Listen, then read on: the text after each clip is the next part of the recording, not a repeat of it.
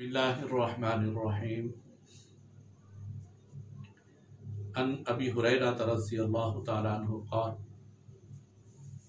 क़ाल रसूलुल्लाह सल्लल्लाहु तआला अलैहि व आलिहि वसल्लम मा अंज़लल्लाहु दाअन इल्ला अंज़ल लहु शिफ़ा। सदक़ल्लाहुल अज़ीम। अस्सलातु वस्सलामु अलैका या रसूलल्लाह व सल्लम अलैका या हबीबल्लाह।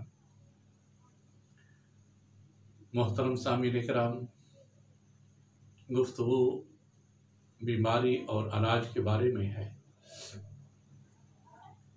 सबसे पहले तो इतना याद रखना चाहिए कि अल्लाह पाक ने कोई भी ऐसी बीमारी नहीं जिसकी रब्बुल जलाल ने दवा पैदा ना फरमाई हो,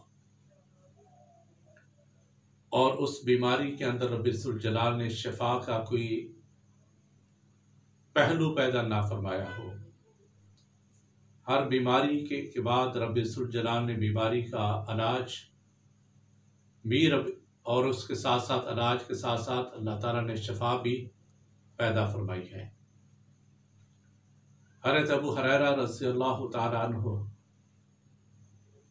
एक हदीस से मुबारक नकल फरमाते हैं, जिसको इमाम बुखारी ने भी नकल फरमाया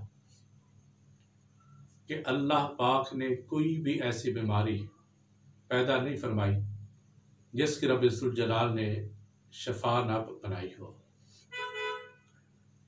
इस वक्त दुनिया के अंदर कई बीमारियां हैं, और बीमारियों से शिफा पाने के लिए दो तीन चीज़ों के ऊपर हमें गौर व फिक्र करना चाहिए। पहली चीज़ जो आती है वो है सफाई। इंसान अपने जिस्म की, अपने हाथों की, अपने ज़ाहिर की, अपने बातन की हर वक्त सफाई रखे। ज़ाहिरी सफाई क्या है? ज़ाहिरी सफाई ये है कि अल्लाह पाक के प्यारे महबूब ने इरशाद फरमाया अत्तहूरु निस्फुल ईमान, कि आधा ईमान सफाई के अंदर है। और जब इंसान सफाई रखेगा, अपने आप की सफाई रखेगा, जिस्म की सफाई रखेगा, कपड़े की सफाई रखेगा, तो सफाई की वजह से बंदा कई बीमारियों से अल्लाह ताला के इज़्न से ये बंदा शिफा पा लेता है। और दूसरे मरहले में इंसान क्या करे? अल्लाह की बारगाह में तौबा इस्तग़फ़ार करे, दुआ करे।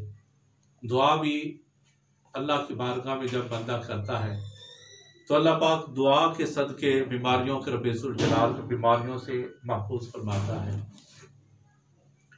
और तीसरे मरहले के अंदर अल्लाह के प्यारे महबूब ने जो दुआएं बताई हैं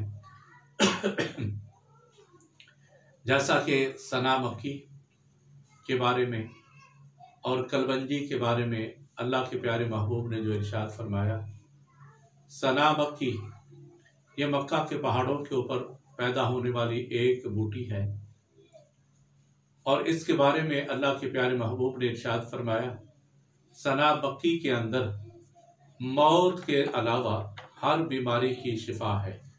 यानी कि मौत एक ऐसी है कि मौत के अलावा, मौत तो आनी आनी है, मौत के अलावा अल्लाह पाक ने हर बीमारी की शिफा सना मक्की के अंदर रखी है। लेकिन इसको इस्तेमाल करने का तरीका कैसे इस्तेमाल की जाए, हर एक तबीब ने, हर एक हकीम ने अपने ज़ाविये के अंदर सना मक्की के बारे में इरशाद फरमाया कि ऐसे इस्तेमाल करो, ऐसे इस्तेमाल करो, ऐसे इस्तेमाल करो, इस तरह इस्तेमाल करो, इसके अंदर फ़लाँ चीज़ को डालो, फ़लाँ चीज़ को डालो, तो फिर ये शिफा है। याद रखना, ये कुछ ऐसी चीज़ें हैं जो सरापा शिफा है। एक चीज़ पूरी है ही शिफा, और जब वो है ही शिफा तो उसको जिस अंदाज में चाहे आप इस्तेमाल करें, उसके अंदर है ही शिफा। और इसी अंदाज में दूसरी जो चीज़ आती है वो दूसरी चीज़ आती है कलवंजी। और कलवंजी के बारे में भी अल्लाह के प्यारे महबूब ने इरशाद फरमाया ये स्याह दाने यानी काले दाने, इनके अंदर अल्लाह पाक ने शिफा रखी है।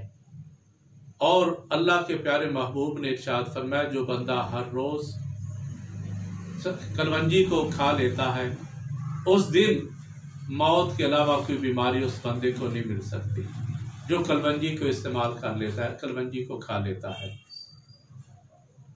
तो ये दोनों चीज़ें शफा हैं। और तीसरी चीज़ जो शफा वाली है, जिसको अल्लाह के कुरान के अंदर है, शहद के बारे में। और शहद के बारे में अल्लाह पाक ने इरशाद फरमाया फीही शिफाउल लिन्नास, कि इसके अंदर लोगों के लिए शिफा है। कुरान करीम है 14वां सिपारा, और 14वें सिपारे के अंदर अल्लाह पाक ने शहद के बारे में भी इरशाद फरमाया इसके अंदर शिफा है। तो गया कि इसको अब इस्तेमाल कैसे करना है, कलवंजी है, सना मक्खी है या शहद वगैरह है, इसको कैसे इस्तेमाल करें ताकि बंदा बीमारियों से महफूज रहे। तो आज मैं आपको एक नुस्खा बताता हूँ जो कि कई दिनों के सोचो विचार के बाद, कई दिनों की मैंने इसके ऊपर गौर व फिक्र किया, कई दिन मैं सोचता रहा और मौजूदा हालात के बारे में भी देखता रहा, कैसे इस दोनों चीज़ों से इंसान कैसे फ़ायदा हासिल कर सकता है। तो उसका बेहतरीन तरीका जो मैंने देखा है वो क्या है, थोड़ी सी कलवंजी लें। याद रखें कलवंजी और सना मक्खी ये दोनों सस्ती चीज़ें हैं, महंगी नहीं है, बिल्कुल सस्ती। आप किसी भी पंसारी वाली दुकान के ऊपर जाएं और उनसे 30-30 रुपए के, 20 रुपए के, 30 रुपए के ले आए तो तकरीबन आपका महीना गुजर जाएगा। ये दोनों चीज़ें ले आए, 30-40 की सना मक्खी ले लें, इसी अंदाज में कलवंजी ले लें साथ ही, तो ये आपके महीना आपका गुजर जाएगा। आपने थोड़ी सी कलवंजी, थोड़ी सी, और इस अंदाज में जो है दूसरी सना मक्खी, बेहतर है आप सना मक्खी को भी अलग ग्राइंड कर लें, थोड़ा सा, ज़्यादा नहीं, हल्का सा ग्राइंड करें।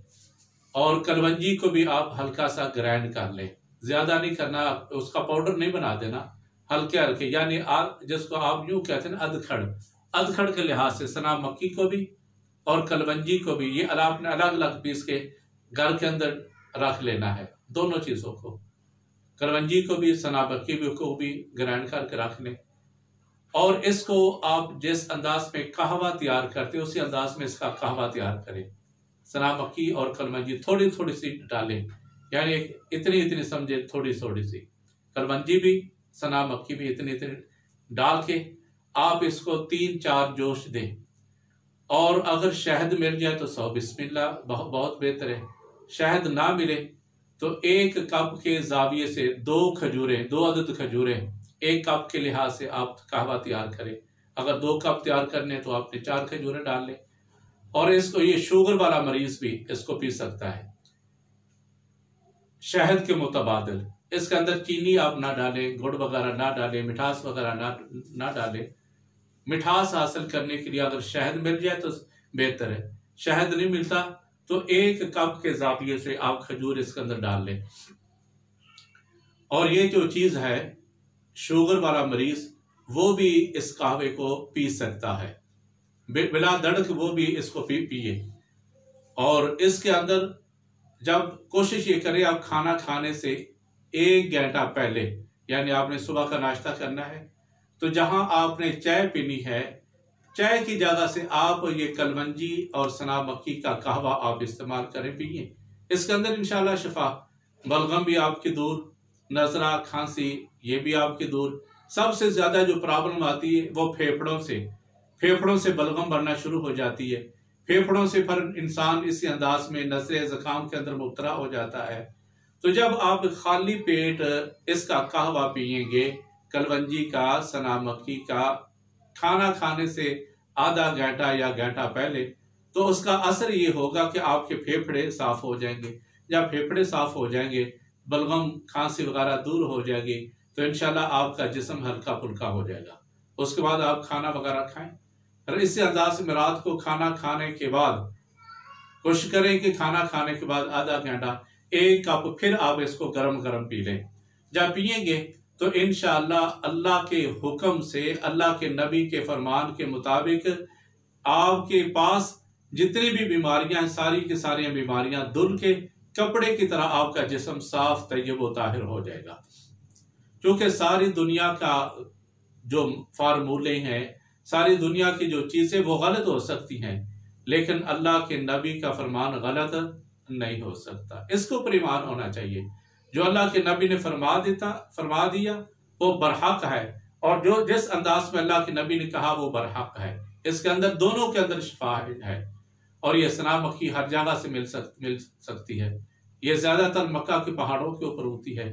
मैं तो अक्सर व बेशतर जो मेरे उम्रे के ज़ायरीन जाते हैं, हमारी ट्रैवल एजेंसी के ज़रिए जब जाते हैं, QAR उम्रा ट्रैवल वाले बेगमपुर लाहौर से जब हमारे ये रफ़ाक़ा जाते हैं, तो मैं अक्सर व बेशतर ये कलवंजी और सना मक्की मदीना मुनव्वरा से मंगवाता हूँ, और उससे जब मंगवाता हूँ इंशाल्लाह फ़ायदा भी होता रहता है।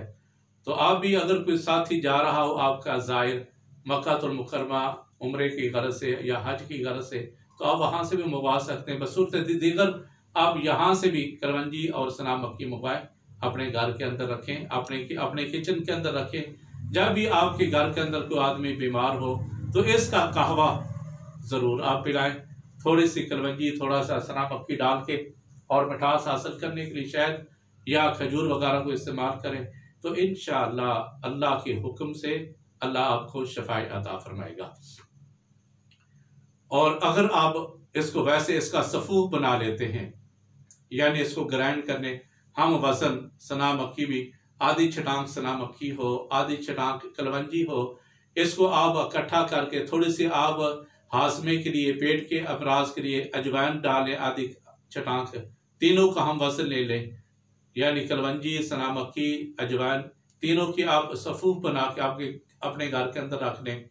खाना खाने के बाद थोड़ी सी आप इतनी सी थोड़ी सी इस सफ़ूफ को, इस पक्की को खा लें, तो इंशाअल्लाह इसके अंदर भी रब्बुल जलाल आपको शफा अता फरमाएगा। खलास है गुफ्तगू ये है, सबसे पहले अपने जिस्म की सफाई रखें, अपने कपड़ों की सफाई रखें, पाक साफ तय्यब व ताहिर रहें। उसके बाद अल्लाह का जिक्र भी करें। जो कुरान करीम के अंदर दुआएं हैं आप उन दुआओं को भी पढ़ते रहें। दुआ जब पढ़ेंगे, अल्लाह पाक ने खुद इरशाद फरमाया कि जब आदमी बीमार होता है तो अल्लाह ही उसको शफा देता है। तो दुआएं भी पढ़ें। दुआएं के बाद दुआ जिसको अल्लाह के नबी ने इरशाद फरमाया, जैसे इरशाद फरमाया उस अंदाज में दवा भी करें, तो इंशाअल्लाह रब्बुल जलाल बीमारियों को दूर करके रब्बुल जलाल शफा आपको अता फरमाएगा। अल्लाह पाक हम सब को तिब्बे नबवी के हवाला से, तिब्बे नबवी से मुराद क्या है, जो अल्लाह के नबी ने इरशाद फरमाया उसके ऊपर अमल करने की रब्बुल जलाल तौफीक अता फरमाए। व आखिरु दावाना अनिल हम्दुलिल्लाहि रब्बिल आलमीन। अस्सलामु अलैकुम व रहमतुल्लाहि व बरकातुहू।